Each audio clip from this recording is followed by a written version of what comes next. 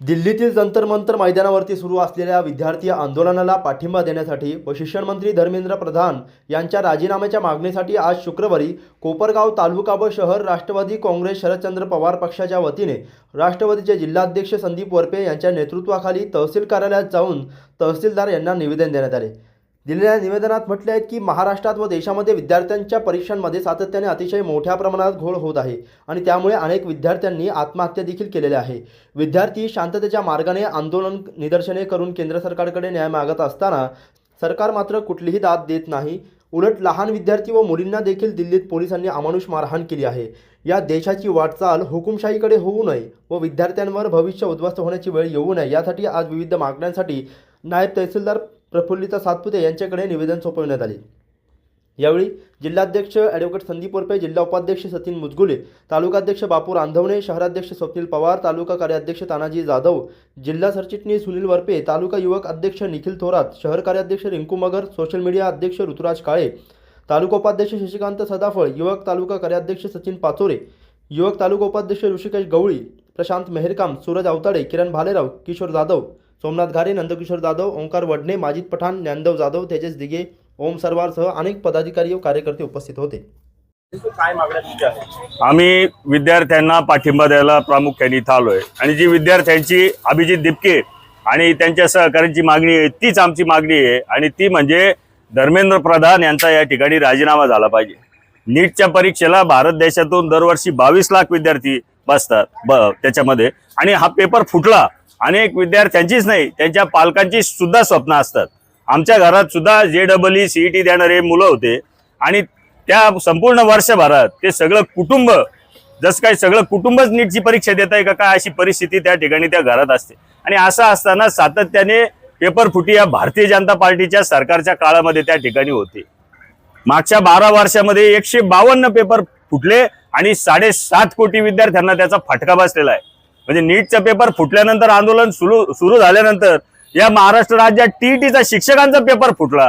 इतकी जर यांची अवस्था आहे तर या धर्मेंद्र प्रधानच्या राजीनाम्याशिवाय त्या ठिकाणी पर्याय नाही। आणि म्हणून सोनम वांगचुक यांनी जरी त्यांच्या तब्येतीच्या कारणामुळे उपोषण सोडलं, सगळ्यांचंच आव्हान होतं कारण 26 दिवस उपोषण करणं सोपं नाही, त्यांच्या त्या निर्णयाचा आम्ही आदर करतो। पण अभिजित दिपकेंनी जे सांगितलंय की हे आंदोलन आम्ही सुरूच ठेवणार आहे त्याला आमचा त्या ठिकाणी आम्ही पाठिंबा जाहीर करतो आणि या सरकारचा निषेध करतो।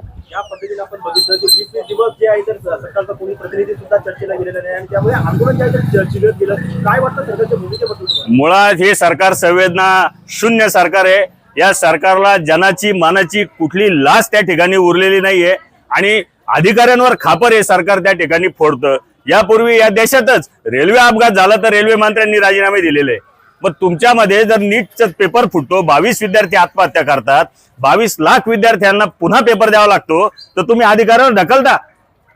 एकदम संवेदना शून्य सरकार त्या ठिकाणी आहे आणि यांना यांच्या जबाबदारीचं भान राहिलेलं नाही। मी सरकारला आपल्या माध्यमातून सांगतो की तुम्ही जर लवकरात लवकर धर्मेंद्र प्रधानांचा राजीनामा त्या ठिकाणी घेतला नाही तर आज फक्त दिल्लीत आंदोलन चालू नाही, मुंबईत सुद्धा आंदोलन झालं, नागपूरला आंदोलन झालं, नाशिकला आंदोलन झालं आणि हीच परिस्थिती त्या ठिकाणी खेडोपाडी आल्याशिवाय राहणार नाही।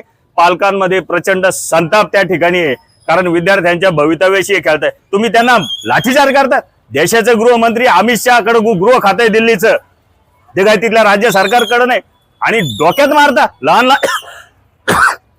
लहान मुलांच्या कमरे खाली मारायचे। पोलिसांना हे जाणीवपूर्वक आदेश दिले होते की जेणेकरून दहशत होईल आणि हे विद्यार्थी सैरा वैरा पळत सुटतील। यातून एकाचा डोळा गेला। 10 वर्षाच्या मुलीला तुम्ही मारता, मुलींच्या त्या ठिकाणी नाही त्या भागामध्ये पोलीस अधिकारी लाकडं घालतो, लाज वाटत नाही सरकारला। आणि अशा लोकांना कुठेही सस्पेंड केलं जात नाही, गुंड घुसतात सिव्हिल ड्रेसमध्ये धाड्या वाढून। हे अराजक या देशामध्ये वाढतंय। लवकरात लवकर धर्मेंद्र प्रधानचा राजीनामा त्या ठिकाणी झाला पाहिजे। आज राष्ट्रवादी काँग्रेस शरदचंद्र पवार पक्षाच्या वतीने आम्ही आज ॲडव्होकेट संदीपराव वरपे साहेब जिल्हा अध्यक्ष यांच्या समवेत आज नीट पेपर फुटीच्या आंदोलन दिल्ली येथे जंतर मंतरवर चालू आहे। त्या अनुषंगाने सोनम वांगचुक व अभिजित दिपके हे आंदोलन करीत आहेत। त्या आंदोलनाला आमच्या कोपरगाव तालुक्याच्या वतीनं पाठिंबा देत आहोत।